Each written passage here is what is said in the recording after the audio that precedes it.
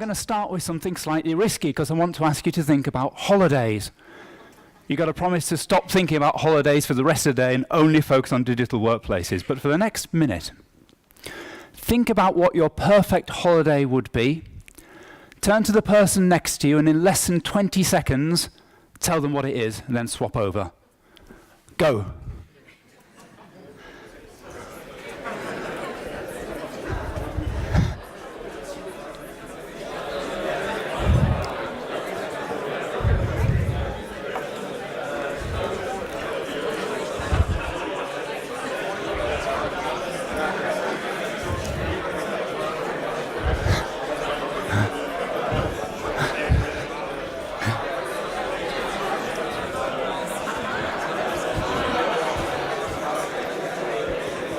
Ten seconds.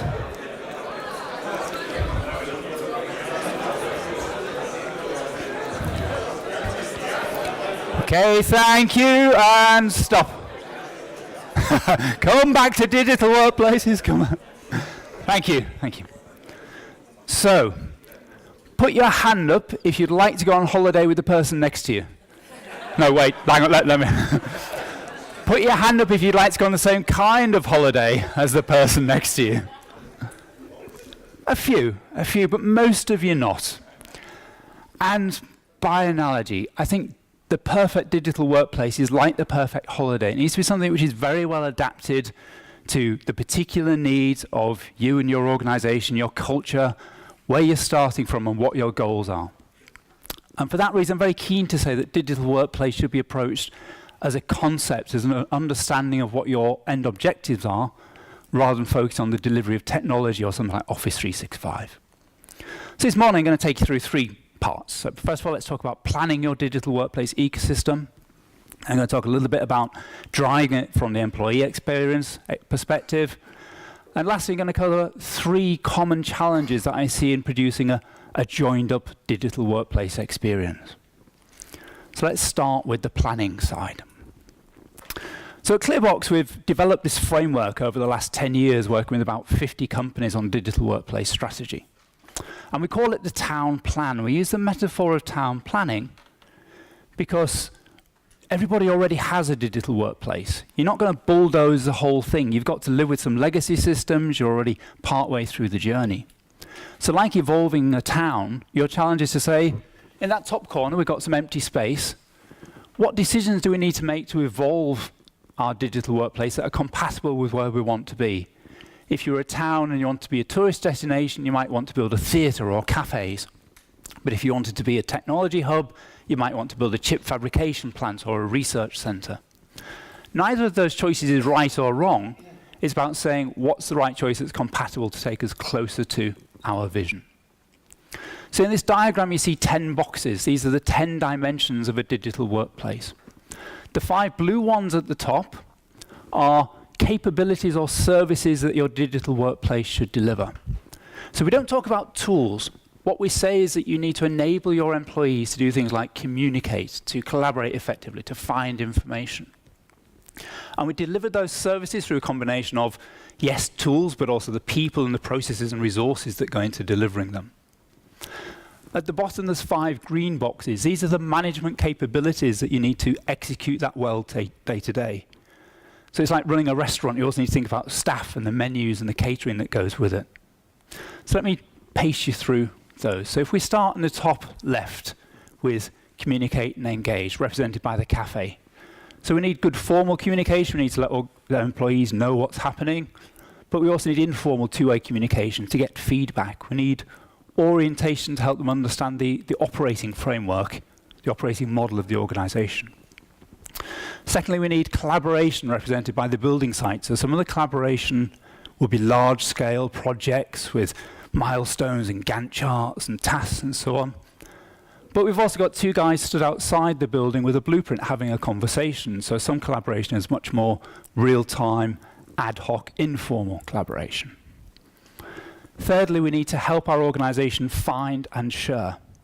So yes, search is part of that, but it's also about saying, if we've got information assets, how do we store and classify them effectively so they can be retrieved by the right people at the right time? Then we have the factory that represents business applications. So some of those are line of business applications, your CRM system, your enterprise planning system. And some of them are employee services, so room booking, leave booking, and so on. And then lastly, we have the airport representing Agile Working. So a lot of that is about mobile working, yes. But it's also about thinking about, for example, our physical workplace design. If we've got lots of home workers, when they come into the office, how do they find space to meet and work effectively? Then the green box is the management capabilities, so you need a clear strategy. You need governance, which is about the day-to-day choices you make when someone, for example, requests a collaboration space. How do you go about executing that in a way that's consistent with your vision?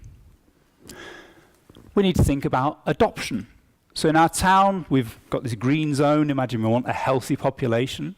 So what we're doing is we're modeling the behavior we would like to see with some football training.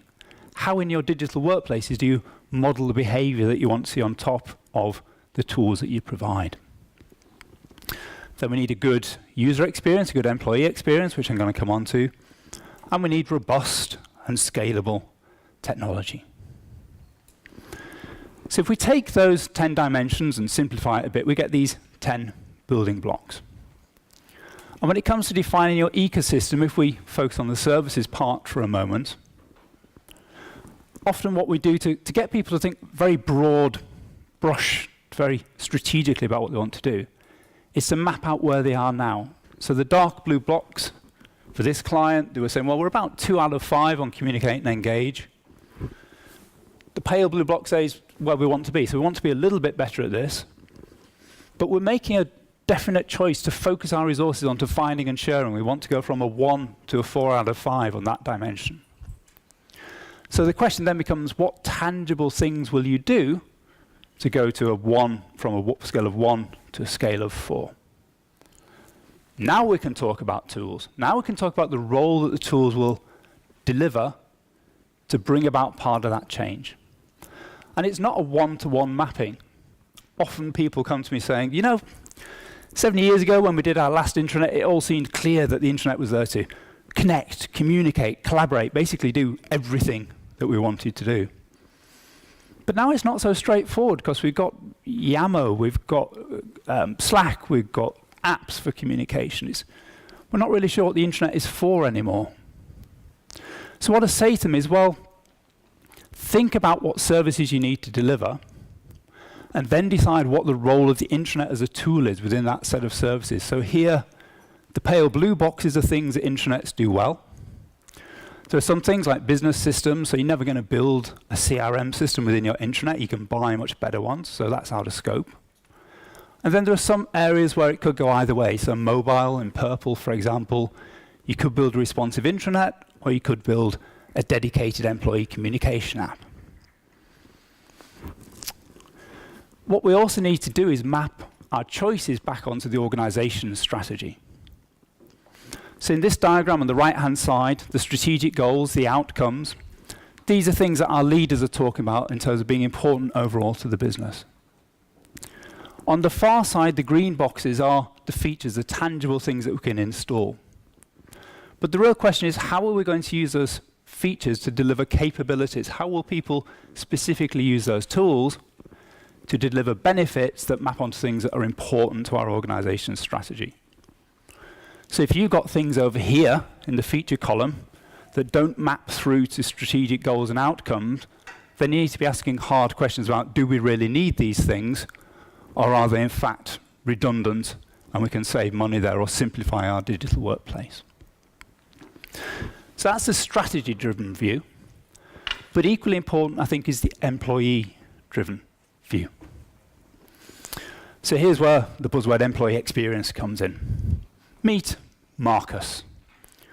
This is an example of a persona. Have people used personas already? We find them very useful as a kind of character sketch of typical employees. And usually we'll only create 7 or 8 for an organization. But they allow us to put ourselves into the shoes of an employee and say, if we make this change to our digital workplace, what would it look like for them? What would it feel like for them? What kind of support would they need? So Marcus is a project administrator. And you can imagine if we map Marcus's working week into time spent in different applications. Probably he spends a lot of time on email. He probably spends a lot of time in, say, a project management tool, a line of business application that's specific to his job. So it's tempting to say, oh, what we need to optimize is the line of business application. But actually, I think that's pretty much okay. In most organizations, when you say to someone, what tool do you use for your job? They say, oh, case management system, sales tool. I'm quite happy with that. The problems with the digital workplace are when they need to go outside of that application and everything falls back into email as the thing that notifies them about changes, the thing that coordinates tasks that don't fit into the process. So I'm much more in favor about thinking of the employee journey across the different sections of the tools within the digital workplace.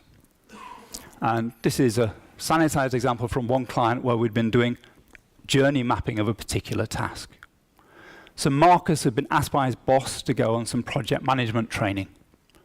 So he starts out really happy. He says, great, chance to learn something. Searches on the intranet for training. All he gets is PowerPoint slides about past training courses. So he phones the HR help desk, and they say, oh, no, you've got to search for learning and development, not training. OK, so he goes back to the internet, searches for learning and development. Eventually finds a training system, but then he needs a cost code. He gets really frustrated. In the end, he abandons all that. He goes out of process, and he starts sending out emails and goes on Yammer and says, basically, help. We see this a lot where things start as a very positive expectation, and then there's a very disappointing experience. You've all been to Burger King. And it's disappointing because in the consumer world, things are working much better than they used to. In the work world, they're not keeping up. Here's an example I love from the consumer world. So I know it doesn't happen in Germany, but in Britain, our trains run late. And when they run late, the only good thing is that you can claim compensation. It's called delay repay. But it's not that good, because imagine you get home 3 hours later than you wanted to, and you're feeling bad about it, and say, here's a piece of paperwork to fill in. Everything will be great. What you have to do is you fill in the details of your train, and about 3 weeks later, they send you a paper check, which you then got to go and cash. It's so archaic. Some of the train companies have modernized this by putting the same form on their website, which is just digitizing the same old process. But Virgin Trains, they had a complete rethink. They said, wait a minute. If you booked your journey on our website, we know what train you were meant to catch. We know if it arrived on time. If it didn't, we've got your credit card details. We will automatically process that refund within 24 hours, put the payment back on your credit card, and send you an email to say it was done without you having to fill in any piece of paperwork at all. That's great. That's really rethinking what's the opportunity to re-engineer things. In the digital workplace, we need to start doing the same thing. My logic goes, happy employees are more productive. They provide better customer service because they can focus more on the customer experience. And they cost less because they stay in their job longer. So your recruitment costs and your training costs go down. There's loads of evidence to back this up.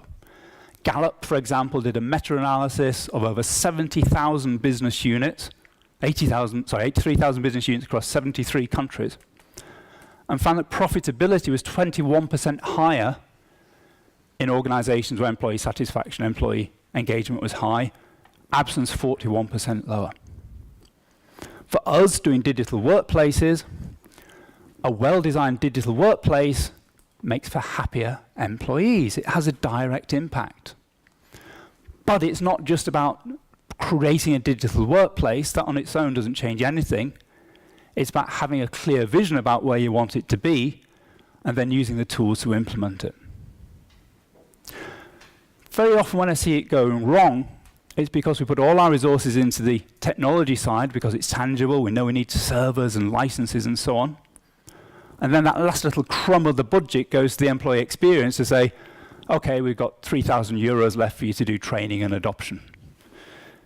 It needs to be the other way around. It needs to be, what kind of employee experience do we need? And let's budget for that first, and then later on think about the technology part.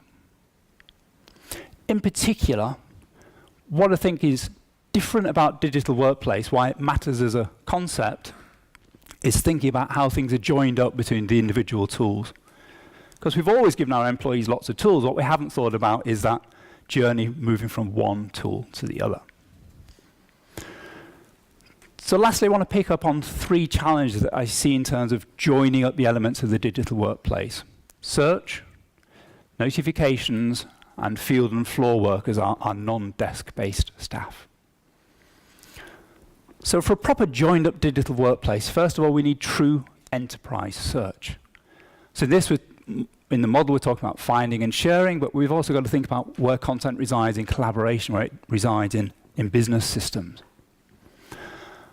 And quite often, when I do focus groups with clients on their site, no matter what question I ask in the focus group, people tell me how awful the enterprise search is.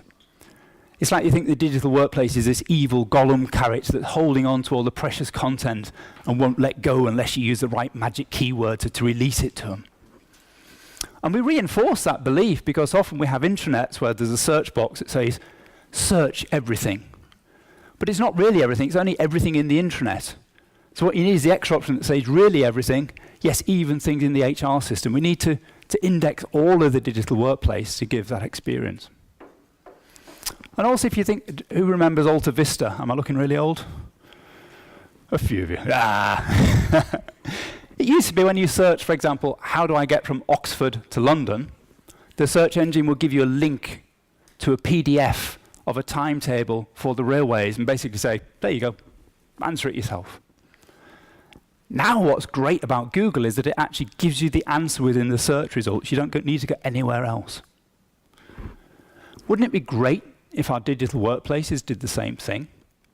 What if I searched for paternity leave and it said, oh, Sam, yeah, you got 10 days paternity leave. Here's where you can book it. Maybe you've got some questions for your HR representative. Click here and you can instantly start up a chat with them. Or maybe you're interested in other kinds of leave. You've got 6 days of vacation left. So it's giving me an answer, not a link. The pharmaceutical company AstraZeneca has gone a step further. They built micro applications in their search results. So if I search for vacation, what I see is this calendar. I can click on a date in the calendar. It will book the holiday for me. If I'm a manager and I search for approvals, it will show me some pending approvals from my team. I can click on the little green tick, and it will approve it from within the search results. It's taking away loads of extra steps in terms of how we work. Challenge 2, unified notifications. So what I mean by this is that we've got this whole suite of services in our digital workplace. There's lots of activity happening all the time across these services. How do we keep track of what's going on? Well, Swisscom, I think, have done a nice job with their intranet. It's just got 3 top-level menu items, and the middle one is work. Within work, what I have is a dashboard of document changes, latest workspaces, conversations on Ask the Brain, which is like an internal Quora Q&A system. But we could go further still, because in our consumer life, what we've got used to is this lovely lock screen on our phones. And the lock screen summarizes activity from Skype, from Quora, from email, from text messages, so I can instantly look at my screen and say, what do I need to attend to? Is there anything urgent? Our digital workplaces rarely do that well yet, but we're starting to see it evolve. So this is an application called Blink that does the same kind of thing within the workplace. It will integrate ServiceNow, so you can approve a ServiceNow request. It will show you changes to documents in SharePoint. It will show you things coming up in your calendar. Or if you've got SAP, you can integrate it with SAP and so on as well. And then the challenge is reaching out to field and floor workers. So often when I do assessments of digital workplaces, and we often end up talking about the intranet, and I say, how many people in your organization have got access to the internet? And they say, oh, everyone. I said, really? All the people working in the factory? Oh, no, not them. They don't even have email addresses. It's almost like they're not proper people. But there's so much an important part of our organization because they're the ones who touch our products. They're the ones who talk directly with our customers on the shop floor in particular. So for this, we need to think about agile working, but also, again, how we give that population access to applications, collaborating, communication, and so on. Remember Virgin Trains, who did a great job with delay repay? They've also rethought how they reach their frontline workers, because most of their staff are up and down the country on trains or in engineering yards servicing things that are not in front of a screen. They got rid of their intranet and replaced it with Yammer, so it was much more mobile device friendly. And then they launched a whole suite of apps. They have an internal app store, so you can create a customized experience for you and your role for what you need to do your job. And also what they started to do is communicate a lot more using video rather than text, because their workers are more likely to stand there for 3 or 4 minutes watching a video than try and read a long document on the screen. So all their training, for example, is video-based. Another example is Coby, the Danish architecture consultancy. Coby thought about how people mix work off-site within the office and came up with an app called Field Notes. And it's aimed at architects who will go out and, for example, inspect bridges. And when they do the inspection, they can use the camera on their phone to take pictures of cracks and defects and things, make some quick notes. When they get back to the office, it automatically imports from the app into a standard Word template with all the pictures and things filled in, and all they have to do at the desk is tidy up. It's a great combination of thinking, what's the best tool for the job in a given situation? So what have we talked about? First of all, the need to plan across the whole digital workplace, to think about your ecosystem as a set of services and as a set of management activities. To really focus on employee experience and say, well, where are the gaps in the employee experience that create frustration, that waste people's time, that disengages them from doing the real job? And I think a big challenge right now for digital workplaces isn't in the individual elements, it's in joining up the experience across search, across notifications for what's going on, and extending it to our field and floor workers. That's it. Thank you very much.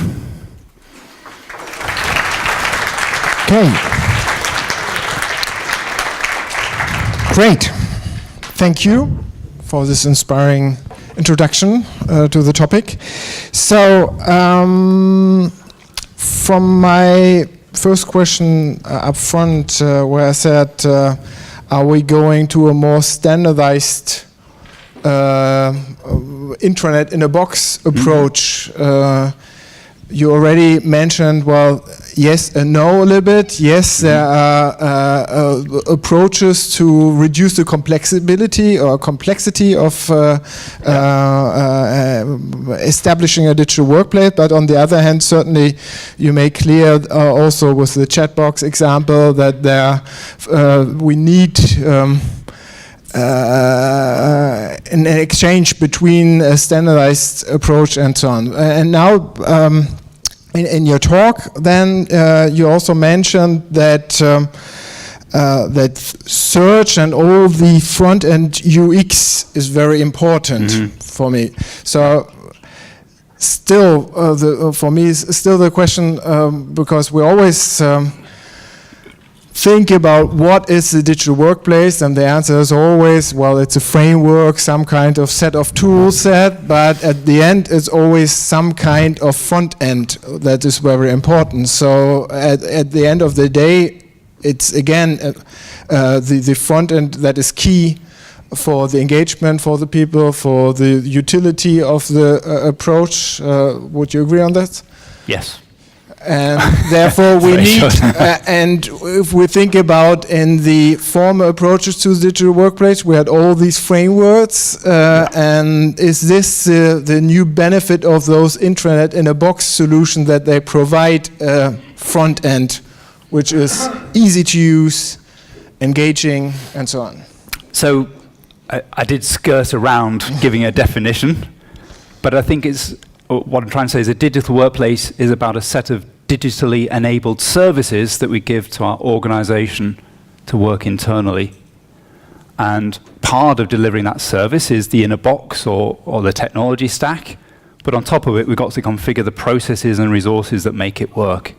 So we can standardize on the technology to free up time and brain space to focus on the service delivery element on top. And that's what's great about the inner box product. The standardization is more or less for on the side of the UX and the front end. That's what I wanted to emphasize a little bit, I think. Isn't that right? Not necessarily, no. Some of the, so if we're specifically talking about the Office 365 and SharePoint inner-box tools, the lower end, yes, they give a nicer user interface, and they simplify, for example, some of the mess that Microsoft creates in Office 365 between teams and team sites and groups.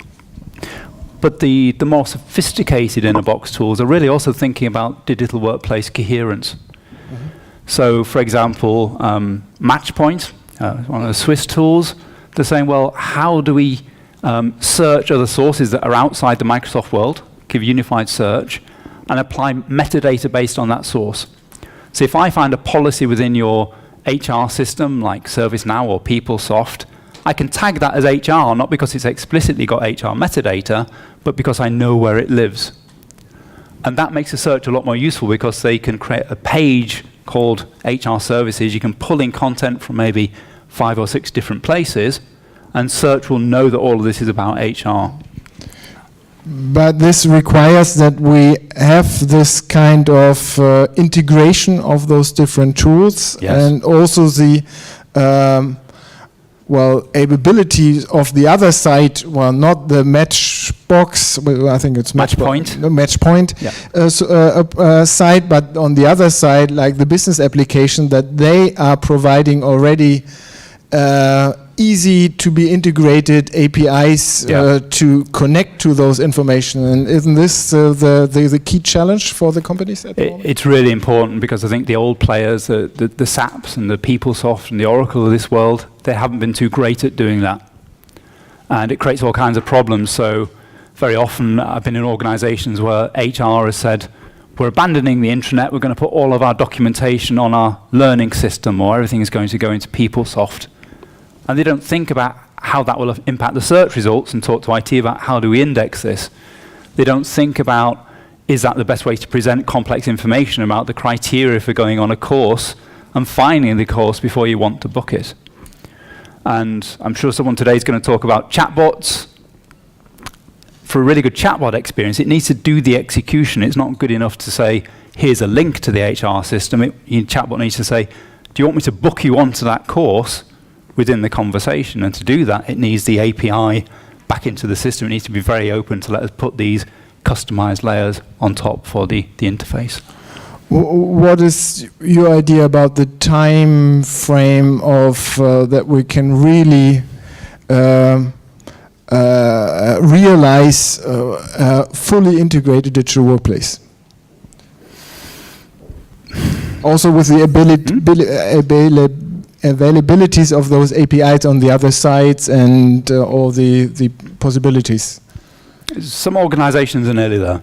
For a lot of things, they are nearly there, particularly if they're using more the cloud-based services like Workday and ServiceNow. They are much better structured to let them do that. But most organizations, 5, 10 years, never. It's, it's a very, very big challenge. And only now, as we start to take employee experience seriously as an objective in itself, do I see really encouraging progress on actually addressing the integration piece rather than just the isolated component side. Great. Thank you. Thank you.